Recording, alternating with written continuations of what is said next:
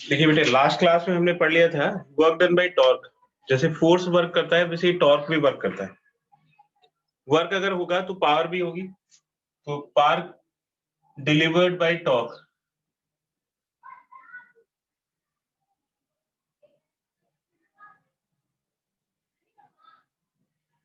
तो देखिए, जो वर्क डन बाय टॉर्क है उसका फॉर्मूला होता था टॉ इनटू डेल्टा थीटा। जैसे फोर्स इनटू डिस्प्लेसमेंट होता है वैसे ही work done is equal to torque into angular displacement. Angular displacement is represented by delta theta. Delta W is work done. अब इसको हम टाइम से डिवाइड कर देते हैं। Delta T is time taken, तो ये हो जाएगा tau delta theta divide by delta T. तो ये हो गया पावर डिलीवर्ड बाय टॉर्क और ये हो गया ओमेगा। इसका जो ट्रांसलेशनल एनालॉजी है वो होता है power is equal to force into velocity. तो जैसे ट्रांसलेटरी मोशन में power is equal to force into velocity होता है, वैसे यहाँ पे रोटेशनल मोशन में power is equal to torque into omega होता है। where omega is linear is angular velocity. अब देखिए, टॉर्क अगर एक वेक्टर क्वांटिटी है तो उसकी डायरेक्शन क्या होगी और उसका वेक्टर फॉर्म क्या होगा। तो torque is a vector quantity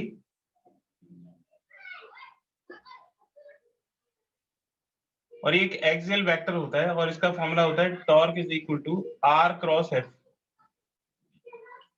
ठीक है, तो क्योंकि जो क्रॉस प्रोडक्ट होता है दो क्वांटिटीज का वो उन दोनों के परपेंडिकुलर होता है, तो जो टॉर्क है वो आर के परपेंडिकुलर होगा और जो टॉर्क है वो फोर्स के भी परपेंडिकुलर होगा। तो torque is perpendicular to both. Torque is perpendicular to vector R and torque is perpendicular to force according to right hand screw rule. जैसे सपोज करिए कि ये कोई प्लेन है और आप प्लेन में इस वाले पॉइंट को अलोंग आप ऐसे फोर्स लगाते हैं, ये फोर्स के डायरेक्शन में। ये एक्सिस ऑफ रोटेशन का फलक्रम हो गया और यहां से इसको ज्वाइन करिए तो ये वेक्टर आर होगी। ठीक है, तो आर से एफ के डायरेक्शन किस तरफ होगी। तो आप देखिए कि ये तो आर के डायरेक्शन हो गए, तो आर से अगर एफ की तरफ जाएंगे तो एंटी क्लॉकवाइज रोटेशन। तो अगर आर से एफ की तरफ एंटी क्लॉकवाइज रोटेशन होता है तो वो उस प्लेन के परपेंडिकुलर होगा टॉर्क वेक्टर, जिस प्लेन के अंदर ये दोनों वेक्टर। तो टॉर्क की जो डायरेक्शन है वो उस प्लेन के परपेंडिकुलर होगी अपवर्ड। अगर ये रोटेशन क्लॉकवाइज होगा तो डाउनवर्ड होगा।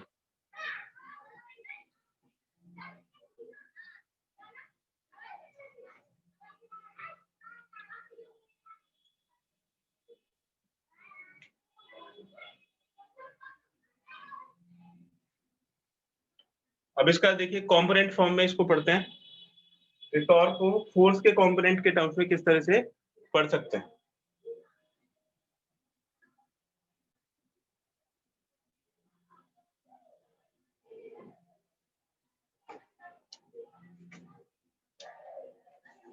देखिए, सपोज करिए कि एक्स एक्सिस है और ये वाई एक्सिस।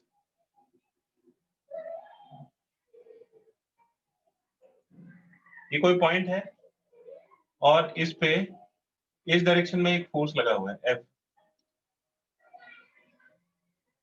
ये इसका फलक्रम है जिसके अबाउट रोटेशनल मोशन हो रहा है। ये इसका रेडियस वेक्टर हो गया आर वेक्टर। तो हम क्या करेंगे कि फोर्स वेक्टर के कंपोनेंट करेंगे in the direction of R and perpendicular to the direction of R. तो आप देखिए, ये तो आर की डायरेक्शन हो गई, ये इसके परपेंडिकुलर डायरेक्शन हो। सपोज करिए कि आर और एफ के बीच में थीटा एंगल है, तो फोर्स का जो कंपोनेंट आर की डायरेक्शन में होगा उसको तो हम बोलेंगे एफ कॉस थीटा और इसके परपेंडिकुलर जो कंपोनेंट होगा वो एफ साइन थीटा होगा। अब आप देखिए कि अगर आप ये इसी डायरेक्शन में फोर्स लगाते हैं, सपोज करो ये पॉइंट पी है और ये इसका फलक्रम है, मतलब ये इसके एक्सिस से जाने वाला पॉइंट है जिससे आप आर बनाते हैं। तो अगर इस डायरेक्शन में आर के डायरेक्शन में कोई फोर्स लगाएंगे तो वो उसको रोटेट नहीं करेगा। ठीक है, तो अगर कोई फोर्स का कंपोनेंट आप आर वेक्टर की डायरेक्शन में ही बनाते हैं, जैसे एफ कॉस थीटा है, तो वो उसको खींचेगा। जैसे सपोज करिए कि ये जैसे सपोज करिए कि वेक्टर है और उसका ये वाला पॉइंट जो है, इस तरफ वाला जो पॉइंट है वो फिक्स्ड है, तो मैंने इसको ऐसे पकड़ लिया। अब आप अगर इसी डायरेक्शन में ये पॉइंट है जिसपे हमें फोर्स लगाना है। ये जो फिक्स पॉइंट है उससे वो वाला पॉइंट जिसपे आप फोर्स लगा रहे हो, ये उसका आर वेक्टर हो गया। अगर आप आर डायरेक्शन में यानी कि अपनी तरफ इसको खींचेंगे तो ये रोटेट नहीं करेगा, लेकिन अगर इसको परपेंडिकुलर डायरेक्शन में फोर्स लगाएंगे तो ये इस पॉइंट के अबाउट रोटेट करेगा। तो ये वाला जो फोर्स है F cos theta, this is not responsible for turning effect. तो टर्निंग इफेक्ट किससे आएगा? F sin थीटा की वजह से आएगा। तो F के दो कंपोनेंट होते हैं, जो रेडियस के डायरेक्शन में होता है उसको बोलते हैं radial component. This is radial component because this is in the direction of vector r। और जो इसके परपेंडिकुलर कंपोनेंट होता है उसको हम बोलते हैं एंगुलर कंपोनेंट ऑफ फोर्स। ये एंगुलर कंपोनेंट ऑफ फोर्स और टेंजेंशियल कंपोनेंट ऑफ फोर्स। तो कौन सा रिस्पॉन्सिबल है टर्निंग इफेक्ट के लिए? F cos थीटा रिस्पॉन्सिबल नहीं है, F sin थीटा रिस्पॉन्सिबल है। तो जैसे टॉर्क होता है R क्रॉस F, तो इसका अगर आप मैग्नीट्यूड निकालोगे तो हो जाएगा R into F sin theta. तो ये जो F sin थीटा है ये फोर्स का टेंजेंशियल कंपोनेंट होगा या एंगुलर कंपोनेंट होगा। तो ये तो हो जाएगा एंगुलर कंपोनेंट ऑफ फोर्स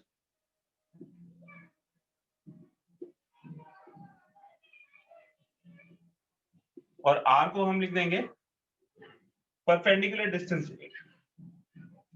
तो इस पॉइंट की इससे डिस्टेंस होगी, तो डिस्टेंस ऑफ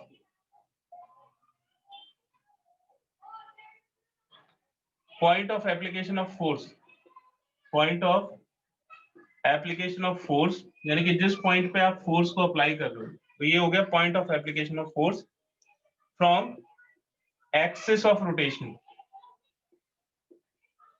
ठीक है, तो एक्सिस ऑफ रोटेशन कैसे होगा? जैसे इस वाले पॉइंट से आप एक एक्सिस बनाइए, जैसे ये पेन है, ये एक्सिस ऑफ रोटेशन हो गया, और इससे इस पॉइंट को कनेक्ट करिए, तो इसकी जो डिस्टेंस होगी यानी कि ओपी होगी उसको हम आर से रिप्रेजेंट करेंगे। This distance OP is represented by R and O वो पॉइंट है जिससे एक्सिस ऑफ रोटेशन पास कर रहा है। तो इसके अबाउट इसका इस वाला पॉइंट जो है उसका रोटेशन होगा और उसके लिए जो रिस्पॉन्सिबल कंपोनेंट है फोर्स का वो F sin थीटा होगा।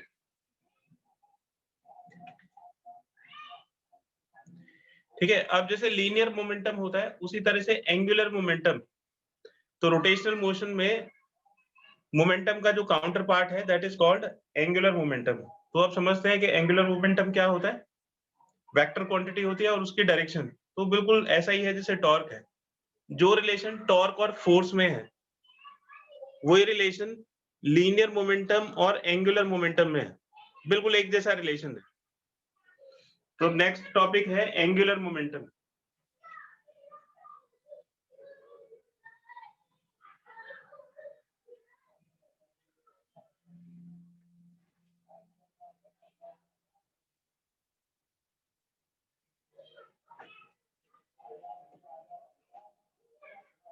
तो नेक्स्ट टॉपिक देखिए angular momentum.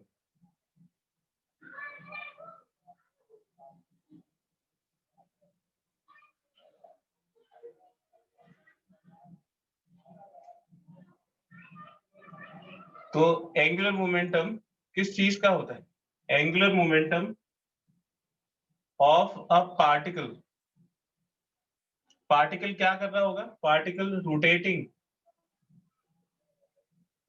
About an axis. तो पार्टिकल अगर किसी एक्सिस के अबाउट रोटेट करता है तो उसका जो एंगुलर मोमेंटम होगा is defined as moment of linear momentum. Moment of linear momentum. तो जैसे टॉर्क होता है ना मोमेंट ऑफ फोर्स, उसी तरह से एंगुलर मोमेंटम होता है मोमेंट ऑफ लीनियर मोमेंटम। और ये जो मोमेंट है इसको बोलते हैं टर्निंग इफेक्ट। तो टॉर्क कैसे होता था? टॉर्क का फॉर्मूला होता था torque is equal to R cross F.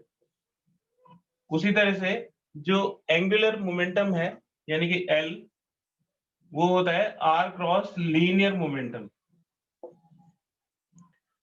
ठीक है, तो जैसे टॉर्क मोमेंट होता है फोर्स का, उसी तरह से एंगुलर मोमेंटम यानी कि L vector is moment of linear momentum. तो मोमेंट के लिए हम आर क्रॉस का यूज करते हैं। बिल्कुल इसी तरह से वेलोसिटी वेक्टर होता है v is equal to R omega, वो ओमेगा क्रॉस आर होता है। ठीक है, तो जो लीनियर वाले रिलेशनशिप होता है, ठीक है, आप अगर इसको देखोगे तो ये बिल्कुल इसी तरह के रिलेशन आते हैं। तो इसको बिल्कुल आप एग्जैक्टली देखो तो जो एंगुलर मोमेंटम है वो बिल्कुल टॉर्क की तरह बिहेव करता है। जैसे एंगुलर मोमेंटम फोर्स का टर्निंग इफेक्ट होता है, उसी ये टॉर्क फोर्स का टर्निंग इफेक्ट होता है, उसी तरह से एंगुलर मोमेंटम लीनियर मोमेंटम का टर्निंग इफेक्ट होता है, यानी कि मोमेंट के इक्वल होता है।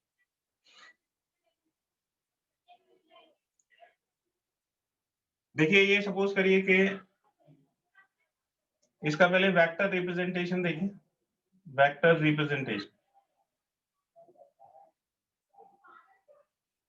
तो इसका रिलेशन होता है turning effect of linear momentum, यानी कि आर क्रॉस पी के इक्वल होता है, और जो पी है लीनियर मोमेंटम वो आर क्रॉस एम वी के इक्वल होता है। तो बिल्कुल फोर्स की तरह है। जैसे सपोज करिए कि ये दो एक्सेस दिए हुए हैं, ये एक्स एक्सेस है, ये वाई एक्सेस है, ये एक्स वाई प्लेन हो। इसमें ये सपोज करिए कि ये कोई पार्टिकल है m और इसकी वेलोसिटी वेक्टर इस तरफ है, तो ये इसका जो लीनियर मोमेंटम है वो इस तरफ होगा।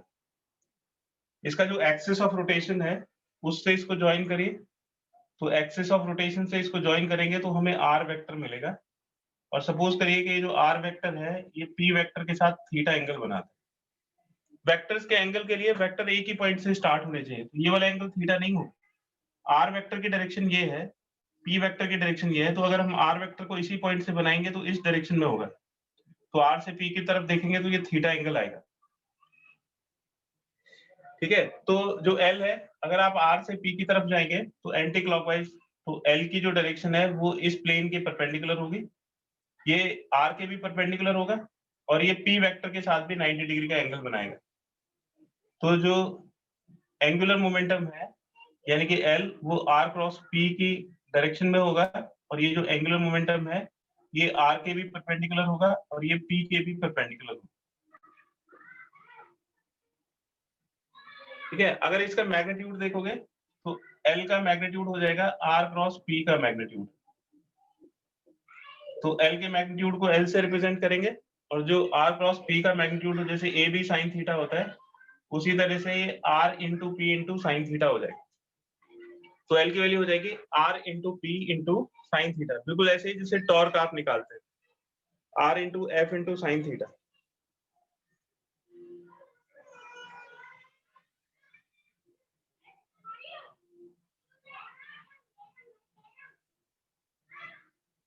आप इसको ऐसे ब्रेक कर सकते हैं, L is equal to P into R sine theta. ये जो आर साइन थीटा वाला कंपोनेंट है वो पी के परपेंडिकुलर होता है। ये ऐसे होता है कि ये जैसे पी की डायरेक्शन हो गई, ये अगर एंगल थीटा है पी और आर के बीच में, तो ये वाला एंगल भी थीटा होगा। आप इससे इस पे परपेंडिकुलर डालोगे तो ये अगर आर है तो ये वाला कंपोनेंट आर साइन थीटा हो जाएगा। ठीक है, तो पी हो गया लीनियर मोमेंटम, तो इसको हम पी को तो बोलते हैं लीनियर मोमेंटम, और जो आर साइन थीटा है इसको बोलते हैं मोमेंट आर्म, मोमेंट आर्म। ये जो मोमेंटम ये जो आर्म है ये हमेशा इसके परपेंडिकुलर होता है। तो अगर आप पी वेक्टर पे आर का कंपोनेंट निकालेंगे तो वो थीटा के साथ वाला कंपोनेंट तो आर कॉस थीटा होता है, तो ये वाला कंपोनेंट आर साइन थीटा होगा जो कि पी के परपेंडिकुलर होगा। यानी कि जो परपेंडिकुलर डिस्टेंस है वो इंपॉर्टेंट है। इसी तरह से जो टॉर्क हम निकालते हैं वो एक्सिस ऑफ रोटेशन से फोर्स की परपेंडिकुलर डिस्टेंस होती है। वो वाला फॉर्मूला भी टॉर्क का फोर्स के साथ जिस तरह से होता है उसी तरह से एंगुलर मोमेंटम का लीनियर मोमेंटम के साथ फोर्स का उसका फॉर्मूला होता है।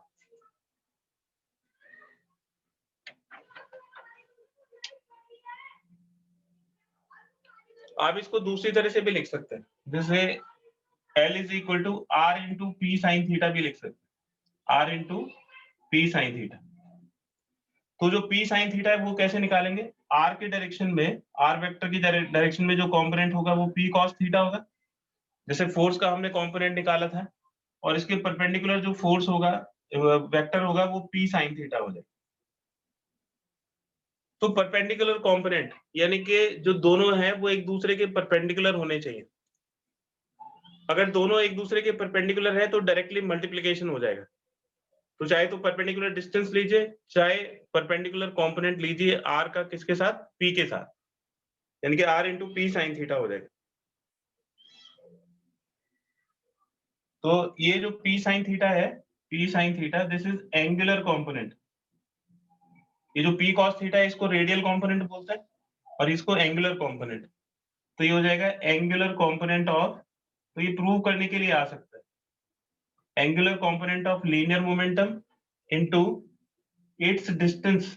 ये जो एंगुलर कंपोनेंट है इसके डिस्टेंस कहां से, एक्सिस ऑफ रोटेशन से, it's distance from axis of rotation.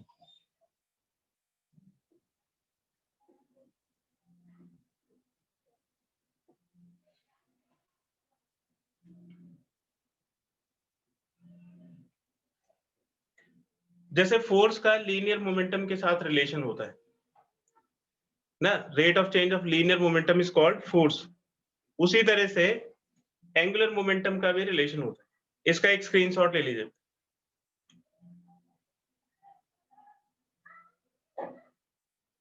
एक मिनट होल्ड करिएगा, मैं मार्कर में इंक डालूंगा।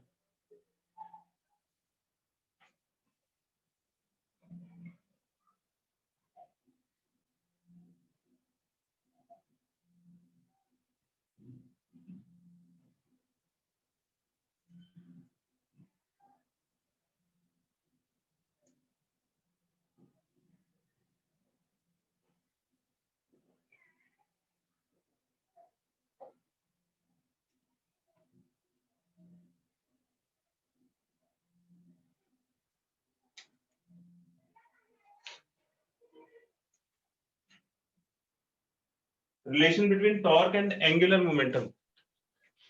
सर आपने लास्ट में क्या लिखा है, angular momentum of p into distance from axis of rotation. Okay sir.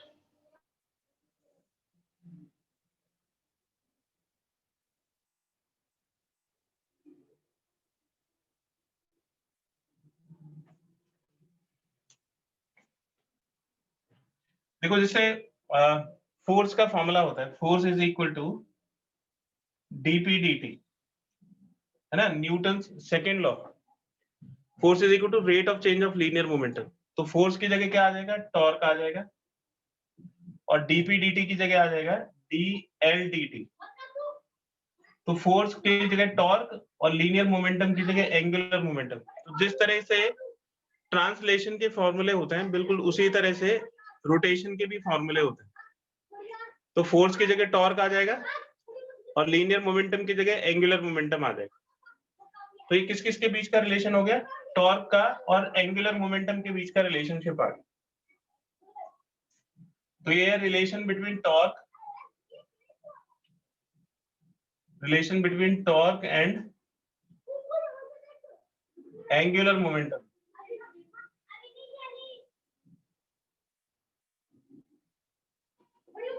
तो टॉर्क हो गया टॉर्क वेक्टर और एंगुलर मोमेंटम हो गया एल वेक्टर।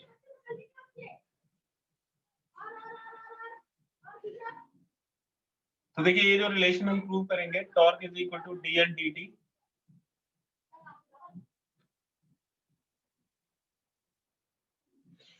तो dl dt से टॉर्क आना चाहिए। तो हमें L का फॉर्मूला पता होता है, L is equal to R cross P के इक्वल होता है।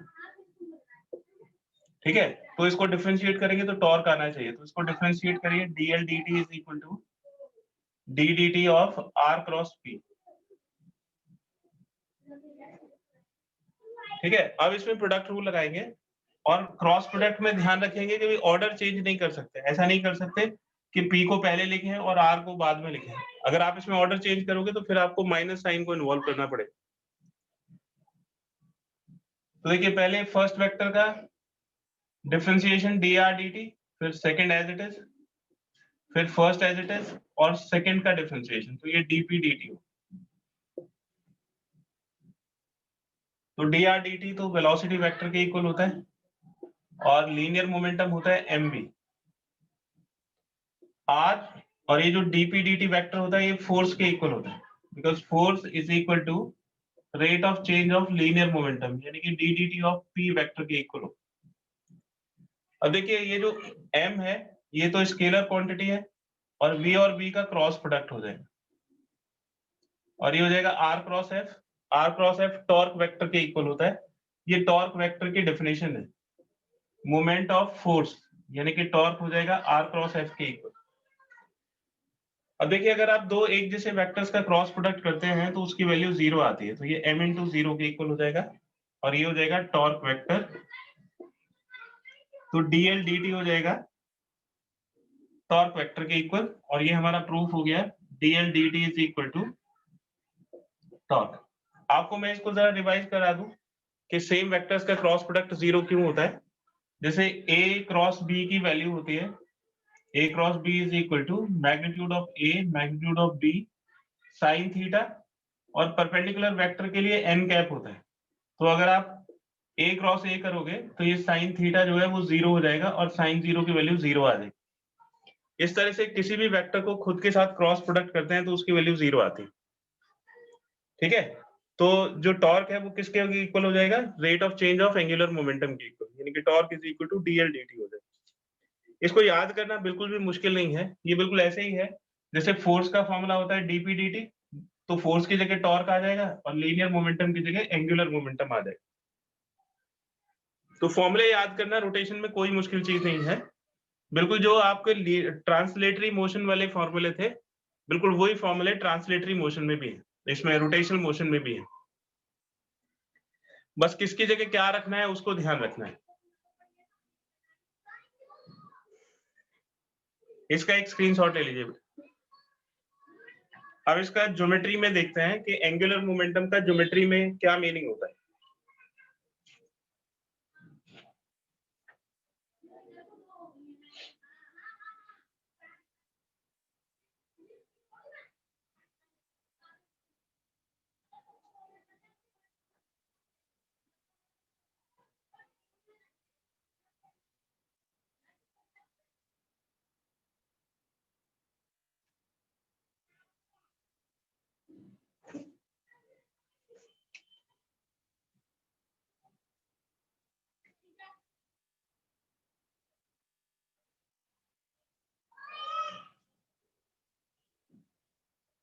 Geometrical meaning of angular momentum, तो इसमें हम एंगुलर मोमेंटम की ज्योमेट्री को देखते हैं।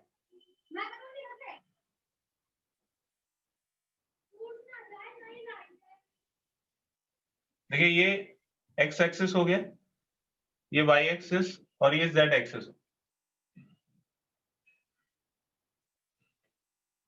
सपोज करिए कि ये कोई पॉइंट है जो रोटेट हो रहा है, तो एक्सिस ऑफ रोटेशन ओ के थ्रू पास हो रहा है। एक्सिस ऑफ रोटेशन से इस पॉइंट तक जो वेक्टर होगा वो वेक्टर आर हो जाएगा, ये वेक्टर आर हो गए। और ये पॉइंट रोटेट होके सपोज करिए कि इस पॉइंट तक पहुंच गया क्यू तक, तो ये अगर बहुत छोटा है तो आप इसको एक स्ट्रेट लाइन की तरह कंसिडर कर सकते हैं। तो ये जब क्यू पे पहुंचेगा तो ये वाला जो वेक्टर है अगर हम इसको डेल्टा आर वेक्टर सपोज कर लें तो ये वाला वेक्टर हो जाएगा r plus delta r, triangle law of vector addition से। तो जो पी पॉइंट है उसका पोजीशन वेक्टर हो गया आर और ये जो क्यू पॉइंट है इसका पोजीशन हो गया आर प्लस डेल्टा आर। आप अगर इसका पैरेललोग्राम कंप्लीट करोगे तो ये पैरेललोग्राम इस तरह से बनेगा, ये जैसे डेल्टा आर वेक्टर है इधर से भी डेल्टा आर वेक्टर हो जाएगा और ये पूरा एक पैरेललोग्राम कंप्लीट हो जाएगा। तो ये वाला जो वेक्टर है ये डेल्टा आर वेक्टर हो जाएगा। तो ये डेल्टा आर वेक्टर बिल्कुल उसी तरह से ये डेल्टा आर वेक्टर। अब इसकी जो लीनियर वेलोसिटी है ये जिस रेट से चेंज होगा v is equal to delta r upon delta t हो जाएगा। तो v की जो डेफिनेशन है v is equal to delta r divided by delta T. तो अगर हमें डेल्टा आर की वैल्यू निकालनी है तो ये v इंटू डेल्टा टी के इक्वल हो जाएगा। तो v इसकी लीनियर वेलोसिटी है।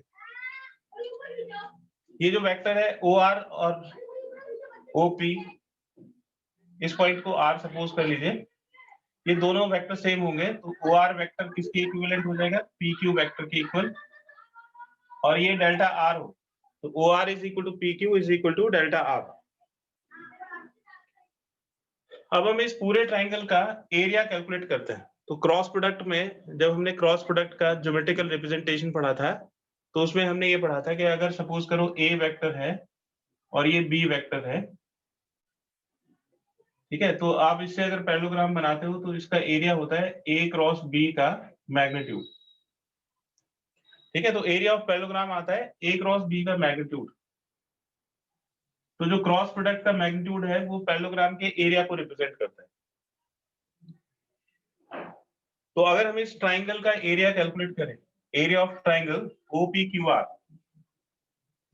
एरिया ऑफ पैरेललोग्राम OPQR, ठीक है, तो इसमें एक वेक्टर हो जाएगा R वेक्टर और दूसरा वेक्टर हो जाएगा डेल्टा R वेक्टर, तो हो जाएगा R क्रॉस डेल्टा R। ठीक है, तो इसका जो मैग्नीट्यूड है वो इसके एरिया को रिप्रेजेंट करेगा। अगर आप इस ट्राइंगल का एरिया निकालोगे, एरिया ऑफ ट्राइंगल OPQ, तो वो उसके हाफ के इक्वल हो जाएगा, ये हो जाएगा हाफ और ये R क्रॉस डेल्टा R। और अगर आप R क्रॉस डेल्टा R की डायरेक्शन देखोगे तो ये जो R क्रॉस डेल्टा R की डायरेक्शन है वो इन दोनों के परपेंडिकुलर होगा, R के भी परपेंडिकुलर होगा और डेल्टा R के भी परपेंडिकुलर होगा। तो जो R क्रॉस डेल्टा R है वो R वेक्टर के और डेल्टा R वेक्टर के दोनों के परपेंडिकुलर होगा, मतलब इस प्लेन के परपेंडिकुलर होगा। तो ये जो डायरेक्शन है ये R क्रॉस डेल्टा R की होगी और इसके मैग्नीट्यूड का जो हाफ है, ये इसके मैग्नीट्यूड का हाफ इस ट्राइंगल के एरिया को रिप्रेजेंट करेगा, मतलब इस वाले एरिया को रिप्रेजेंट करेगा।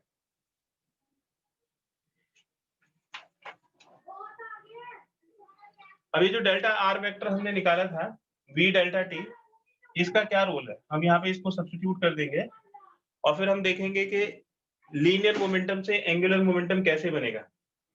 तो अगर हम डेल्टा a वेक्टर कैलकुलेट करें, डेल्टा a वेक्टर, ठीक है, तो ये इसमें से मॉडुलस हटा देंगे तो ये half r cross delta r हो जाएगा और ये जो एरिया वेक्टर है वो इस एरिया के परपेंडिकुलर यानी कि इस डायरेक्शन में होगा। तो डेल्टा a हो जाएगा half r cross delta r और इसमें डेल्टा r की वैल्यू सब्स्टिट्यूट कर दीजिए, तो डेल्टा r की वैल्यू हो जाएगी v vector into delta t,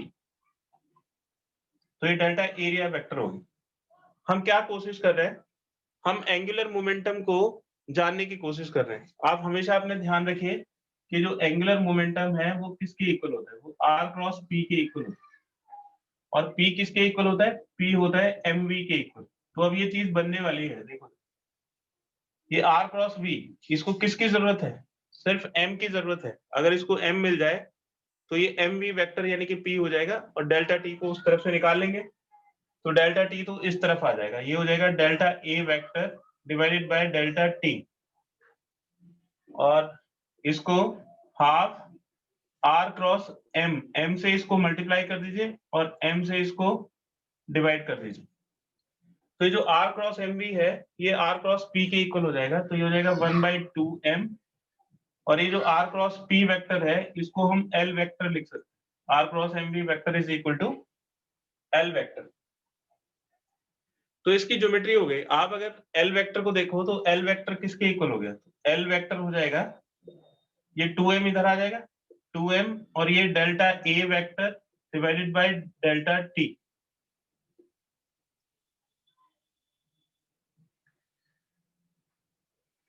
तो ये एंगुलर मोमेंटम हो।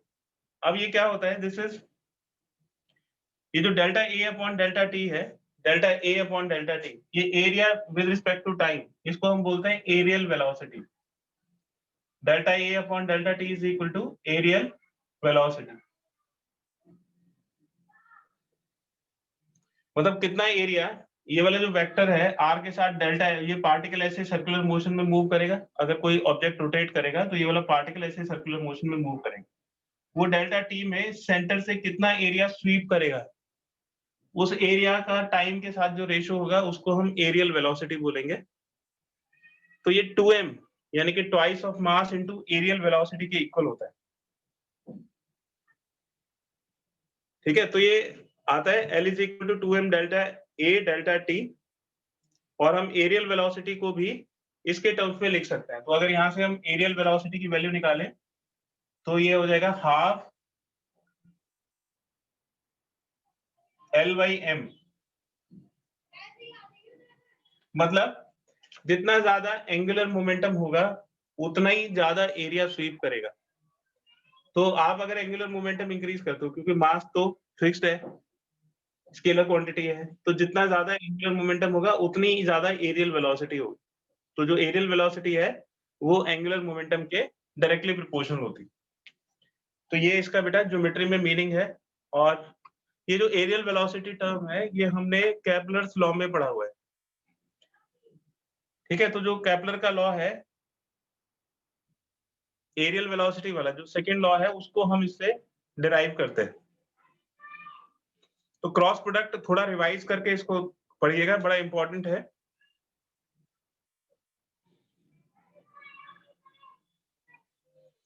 तो क्या हो गया, areal velocity of a particle is just half of its angular momentum per unit mass.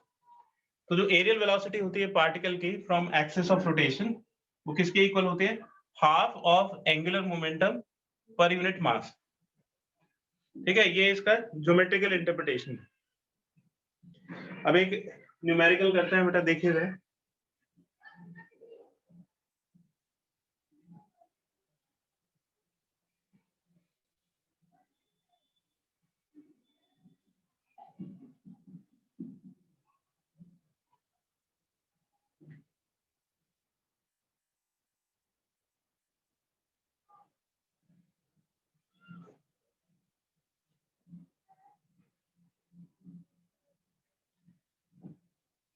Next है find the torque. Torque calculate करना है। Find the torque of a force. Force दिया हुआ है, force is equal to 7i minus 3j minus 5k। About the origin, तो torque origin के about निकालना है, यानी कि जो एक्सिस ऑफ रोटेशन है वो ओरिजिन से पास करता है। Which acts on a particle, जो पार्टिकल है उसका पोजीशन वेक्टर दिया हुआ है। तो पार्टिकल की पोजीशन वेक्टर दिया हुआ है i प्लस जे माइनस के। ठीक है, तो इसमें टॉर्क की वैल्यू निकालनी है। तो टॉर्क किसके इक्वल होता है, torque is equal to r cross f। ठीक है, तो कॉम्पोनेंट फॉर्म में ये torque is equal to r cross f होगा। ये i j के पहले फर्स्ट वेक्टर के कॉम्पोनेंट्स लिखेंगे, 1 1 माइनस 1, फिर सेकंड के कॉम्पोनेंट लिखेंगे यानी कि f के, तो ये 7 माइनस 3 माइनस f हो 5 हो। अब इसको सॉल्व करिए।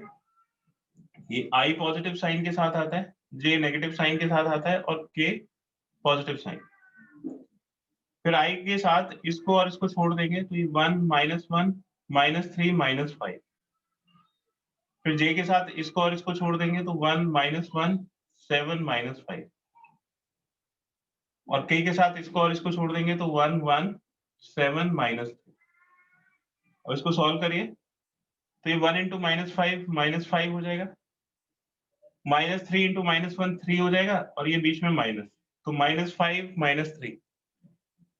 फिर ये माइनस j, 1 को माइनस 5 से मल्टीप्लाई करो माइनस 5 हो गया, 7 को माइनस 1 से मल्टीप्लाई करो माइनस 7, और बीच में माइनस तो ये प्लस हो।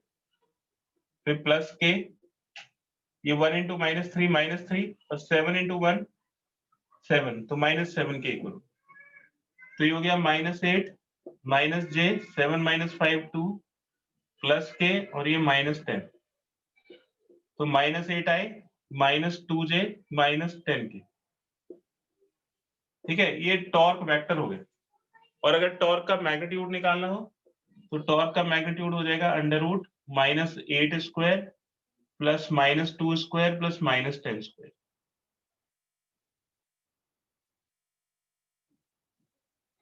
तो इसकी वैल्यू हो जाएगी अंडर रूट 64 प्लस 4 प्लस 100, तो अंडर रूट 168 यूनिट्स हो जाए।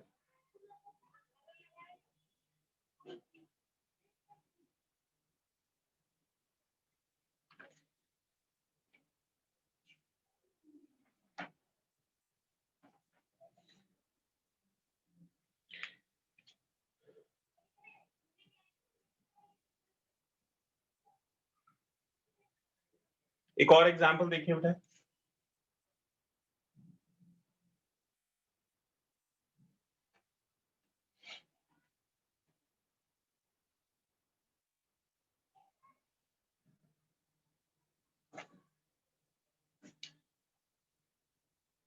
देखिए एक मेटल बार है वो 70 सेंटीमीटर लॉन्ग है,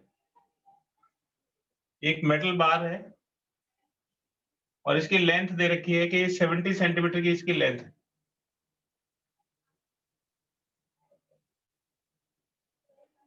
एंड 4 किलोग्राम इन मास, इसका जो टोटल मास है वो 4 किलोग्राम है।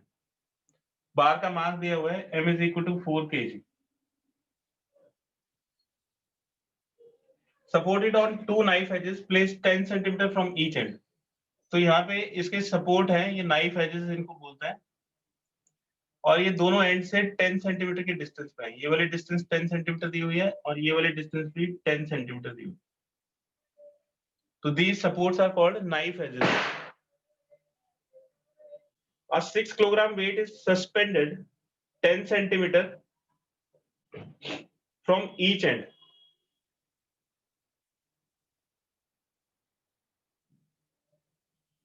A 6 kilogram weight is suspended at 30 centimeter from one end।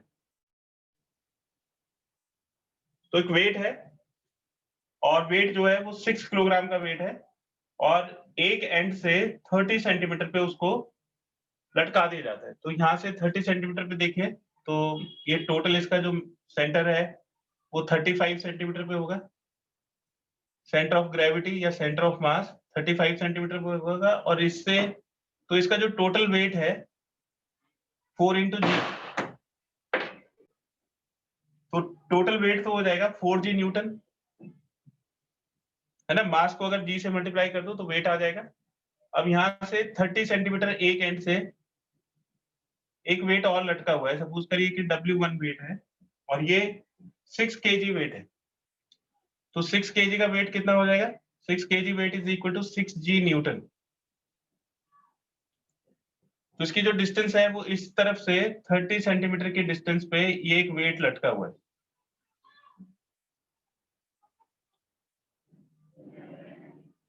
तो कहते हैं find the reactions at the knife edges.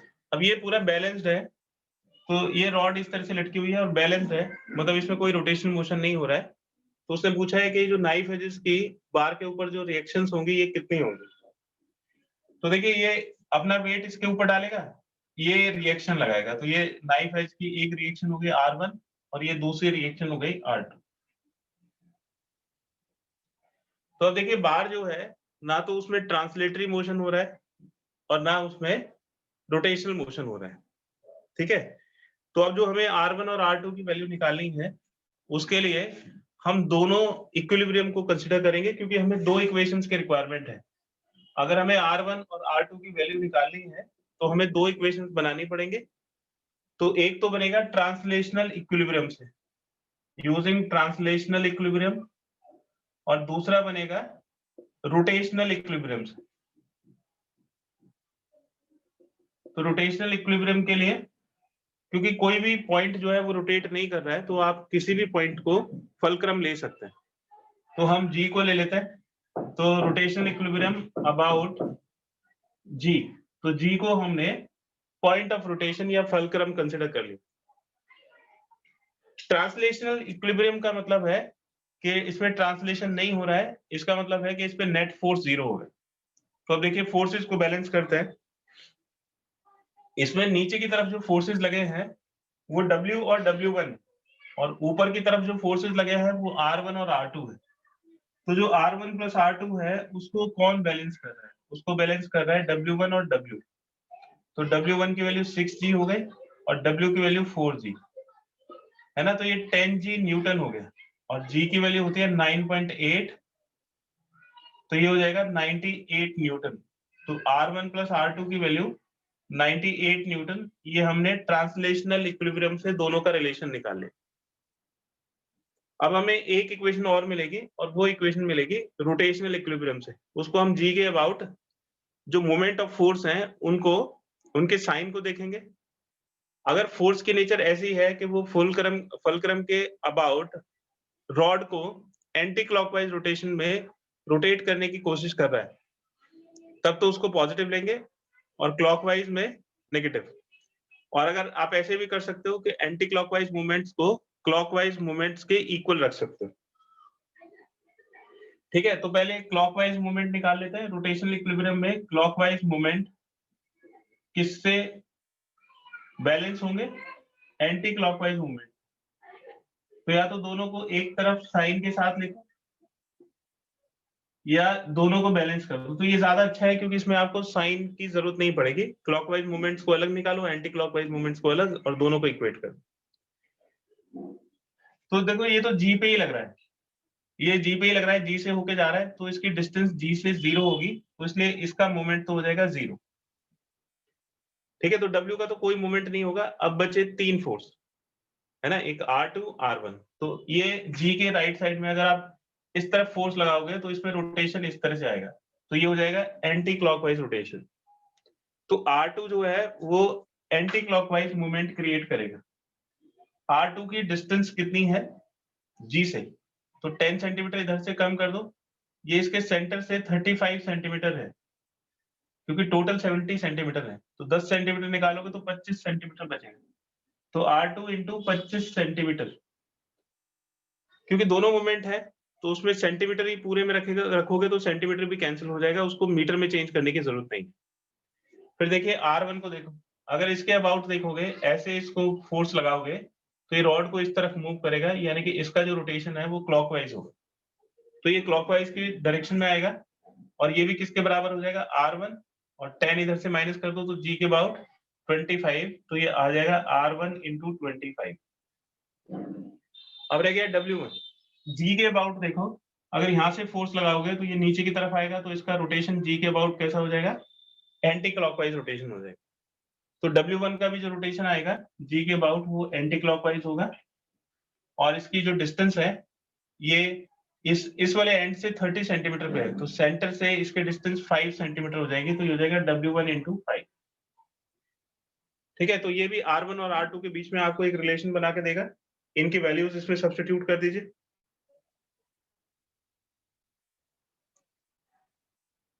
तो आप इस पूरी इक्वेशन को 5 से डिवाइड कर सकते हैं, तो 5R1 इज इक्वल टू ये 5R2, और इसको 5 से डिवाइड कर दीजिए तो W1 रहेगा, और W1 की वैल्यू कितनी हो जाएगी? 6 इंटू 9.8 के इक्वल हो जाएगी, तो ये 6 इंटू 9.8 के इक्वल। तो 5R1 minus 5R2 is equal to 6 into 9.8, और R1 माइनस R2 इसको 5 से डिवाइड कर दीजिए तो 6 इंटू 9.8 डिवाइड बाई 5। इसको और ज्यादा आसान करने के लिए आप इसको 2 से ऊपर नीचे मल्टीप्लाई कर सकते हो, तो फिर 5 से डिवाइड करने की जरूरत नहीं पड़ेगी। तो ये हो जाएगा 6 टू 12, 12 8 जा 96, 9, 12 9 जा 108 and 9 117 डिवाइड बाय 10, तो ये 11.76 न्यूटन आ जाएगा। तो R1 माइनस R2 की वैल्यू हो जाएगी 11.76 न्यूटन। तो अब देखिए कितनी सिंपल सी इक्वेशंस हैं। एक इक्वेशन है R1 plus R2 is equal to 98 newton, और दूसरी इक्वेशन है R1 minus R2 is equal to 11.76 newton. तो अब आप इन दोनों इक्वेशंस को सॉल्व करके बड़ी आसानी से R1 और R2 की वैल्यू निकाल सकते हो। तो फर्स्ट और सेकंड को ऐड कर दीजिए, 1 प्लस 2, ये सेकंड इक्वेशन हो गई। तो R2 कट जाएगा और ये आ जाएगा twice of R1 is equal to 98 and 11 109.76।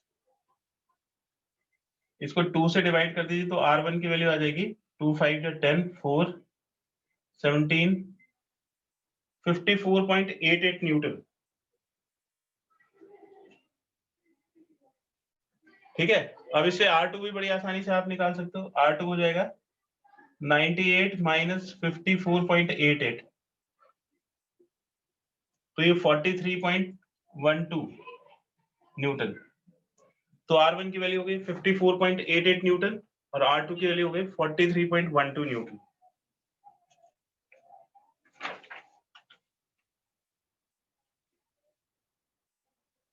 इसी तरह ये एनसीईआरटी का एग्जाम्पल है, बड़ा इंपॉर्टेंट है, एग्जाम में भी पूछा जाता है। एक और एग्जाम्पल देखिए,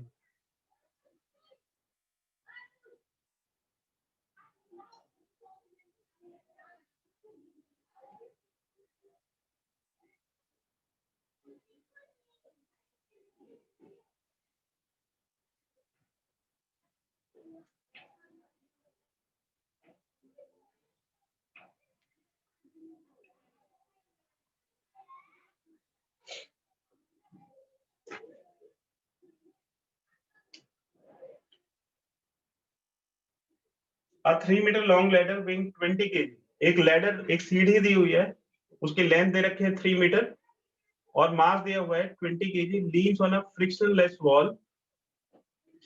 देखिए ये वॉल हो गई और ये ग्राउंड हो गया और एक लैडर है जो इस पे लीन करती है, मतलब इसके साथ झुकी हुई है इस तरह। फ्रिक्शनलेस है, मतलब ये जब इसके साथ मूव करेगा इसे रगड़ते हुए तो उसमें फ्रिक्शन नहीं लगेगा, स्मूथ है। Its feet rest on the floor 1 metre from the wall, तो इसका जो फीट है वो वॉल से 1 मीटर की डिस्टेंस पे है, मतलब ये वाला जो डिस्टेंस है वो आपको 1 मीटर दिया हुआ है। Find the reaction forces on the wall and the floor, तो रिएक्शन फोर्स बताना है वॉल के ऊपर कितना लगेगा। तो देखिए इसके परपेंडिकुलर एक रिएक्शन फोर्स लगेगा, ये सपोज करिए कि F1 है, तो ये वॉल का रिएक्शन फोर्स हो गया F1। और इसी तरह से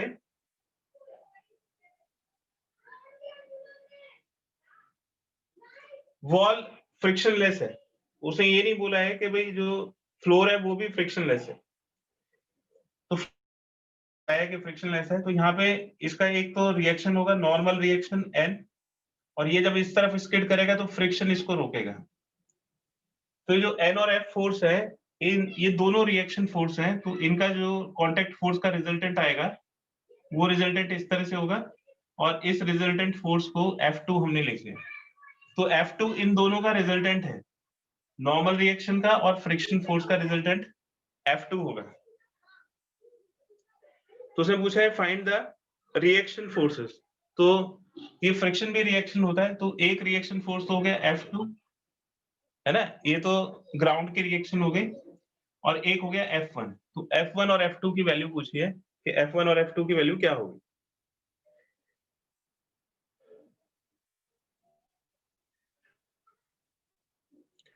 इसका जो वेट है, ये जो सीढ़ी है इसका वेट इसके सेंटर पे होगा और इसका वेट इसके सेंटर पे बिल्कुल डाउनवर्ड्स होगा। ठीक है, तो इसमें आपको F1 और F2 की वैल्यू कैलकुलेट करनी है, बिल्कुल उसी तरह का क्वेश्चन है। तो इसमें भी दोनों इक्विलिब्रियम कंसीडर करेंगे। ये कहता है कि 3 metre long ladder weighing leans on a frictionless, lean झुकी हुई है, मतलब मोशन नहीं हो रहा है, तो ये ना इसमें ट्रांसलेटरी मोशन है ना इसमें रोटेशनल मोशन है, झुकी हुई है बस इस तरह से, मतलब बैलेंस पोजीशन में है, रेस्ट कर रही है, तो कहीं भी मूवमेंट नहीं है। इसका मतलब है कि जो लैडर है उसमें ट्रांसलेशनल इक्विलिब्रियम भी है और रोटेशनल इक्विलिब्रियम भी है, दोनों तरह के इक्विलिब्रियम उसके अंदर है। तो सबसे पहले तो इसमें देखिए कि ट्रांसलेशनल इक्विलिब्रियम क्या होगा। ट्रांसलेशनल इक्विलिब्रियम, तो फोर्सेस को इसमें बैलेंस करेंगे। रोटेशनल इक्विलिब्रियम में टॉर्क को बैलेंस करते हैं और ट्रांसलेशनल इक्विलिब्रियम में फोर्स को बैलेंस करते हैं। तो देखिए ये जो फोर्स है N अपवर्ड है, ये डाउनवर्ड है, तो जो नॉर्मल फोर्स है वो वेट के बराबर होगा।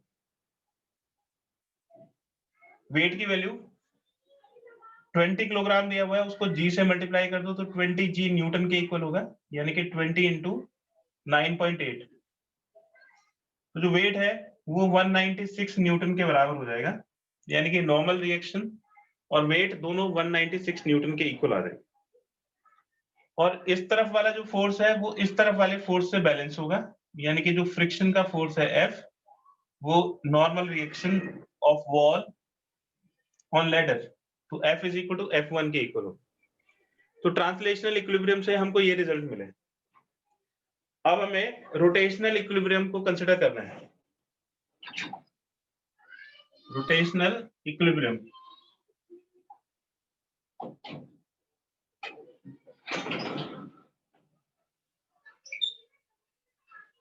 तो देखिए एक ऐसा पॉइंट हम लेते हैं जिसमें मैक्सिमम फोर्स, क्योंकि ये मूव नहीं कर रहा है, कोई भी पार्टिकल मूव नहीं कर रहा है, तो इसका मतलब है कि सारे के सारे पॉइंट जो है वो बैलेंस्ड है।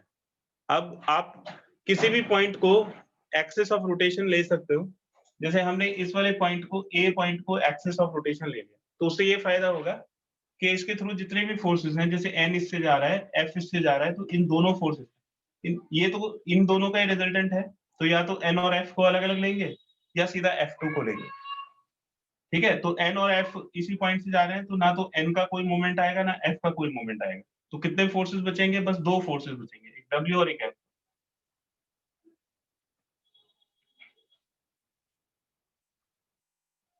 इसमें ये जो लेडर है इसकी लेंथ दे रखी है, लेडर की लेंथ दे रखी है 3 मीटर,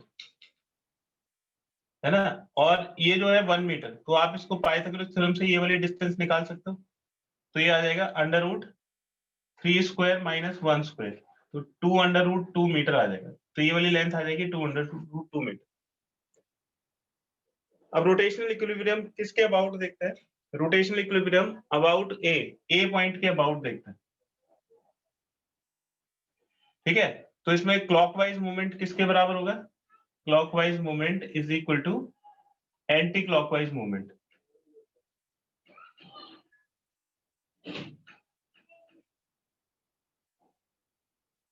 तो अब इसमें दो ही फोर्सेस बचे हैं, है ना, क्योंकि एन और एफ का ए के अबाउट तो 0 हो जाएगा। तो अब देखो ये वाला जो फोर्स है डब्ल्यू, इसके अबाउट अगर आप ऐसे इसको फोर्स लगाओगे तो ये इसको इस डायरेक्शन में ए के अबाउट रोटेट करने की कोशिश करेगा, यानी कि क्लॉकवाइज मूवमेंट आएगा। और इससे इसकी डिस्टेंस कितनी हो जाएगी? क्योंकि ये मिड पॉइंट है और इसके पैरेलल है, तो ये भी मिड पॉइंट होगा, मिड पॉइंट थ्योरम। तो ये इसका मिड पॉइंट होगा, तो ये ½ मीटर के इक्वल हो जाएगा। तो W की इससे परपेंडिकुलर डिस्टेंस हो जाएगी ½ मीटर, तो ये हो जाएगा W इंटू हाफ। और इसी तरह से एंटी क्लॉकवाइज मूवमेंट, तो ये वाला जो फोर्स है, ये वाला फोर्स अगर आप यहाँ पे ऐसे फोर्स लगाओगे तो ये इसको इस डायरेक्शन में रोटेट करने की कोशिश करेगा, यानी कि एंटी क्लॉकवाइज मूवमेंट के इक्वल होगा। तो जो F1 है उसकी डायरेक्शन, उसका डिस्टेंस कितना हो जाएगा? तो F1 का डिस्टेंस इससे हो जाएगा 2√2 मीटर, तो ये हो जाएगा F1 इंटू 2√2, ठीक है। तो इसको सॉल्व करके W की वैल्यू हमने निकाली हुई है 196 इंटू 1/2, और ये F1 इंटू 2√2 के इक्वल हो जाएगा। तो ये हो जाएगा 98 is equal to F1 into 2√2, और 2 से इसको डिवाइड कर दो तो 49/√2 इज इक्वल टू F1, और √2 से इसको डिवाइड करो तो 49√2 डिवाइडेड बाई 2 न्यूटन, ये F1 की वैल्यू आ जाएगी। √2 की वैल्यू हम रख सकते हैं इसमें 1.4,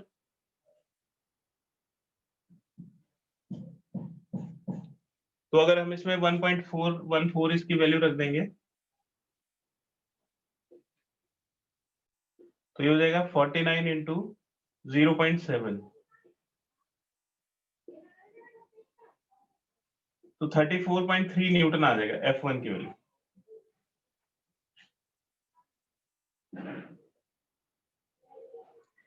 अब अगर उससे ये फ्रिक्शन फोर्स की वैल्यू निकालनी है कि फ्रिक्शन फोर्स कितना होगा, तो उसको भी हम निकाल सकते हैं। और हम इसकी ये जो फोर्स है, अगर उसने पूछा है कि भाई F2 की वैल्यू निकालो, तो उसकी डायरेक्शन भी हम बता सकते हैं इस अल्फा एंगल। तो F1 की वैल्यू आ गई 34.3 न्यूटन। अब देखो ये जो F1 है ये F के बराबर है, तो F हो गया 34.3 न्यूटन। तो अब F2 की वैल्यू कैसे निकालेंगे? तो F2 हो जाएगा under root, F2 is equal to under root this square plus this square, तो हो जाएगा F square plus N square. N की वैल्यू 196 के इक्वल है और F की वैल्यू 34.3 के इक्वल, तो ये 34.3 का स्क्वायर और 196 का स्क्वायर, इसको सॉल्व कर लेंगे तो F2 की वैल्यू आ जाएगी, और इसको सॉल्व करके आएगा 199 न्यूटन, ठीक है। तो अप्रोक्सीमेटली 199 न्यूटन के आप इसको कैलकुलेट कर लीजिएगा। और अगर इसकी डायरेक्शन बतानी है तो डायरेक्शन हम बता सकते हैं tan अल्फा से। tan alpha is equal to perpendicular that is n upon base that is f, तो 196 अपॉन 34.3, तो इससे अल्फा की वैल्यू आ जाएगी ये 5.66 आएगा अप्रोक्सीमेटली, और टेबल से इसको चेक करेंगे तो ये 80 डिग्री आएगा। तो आपसे जब ये एग्जाम में पूछा जाएगा तो इस तरह की वैल्यूज नहीं आएंगी, कुछ ऐसी वैल्यूज आएंगी जिसको आप आसानी से कैलकुलेट कर सकते। तो इसमें हमें समझना था कि रोटेशनल इक्विलिब्रियम में हम क्लॉकवाइज और एंटी क्लॉकवाइज मूवमेंट किस तरह से कैलकुलेट करते हैं। कि बेटा नेक्स्ट क्लास में इसका नेक्स्ट पार्ट पढ़ेंगे, रोटेशनल मोशन का पार्ट 2, ठीक है। आप ये जितने क्वेश्चंस आज कराए हैं और जो थ्योरी कराई है उसको आप रिवाइज कर लीजिएगा।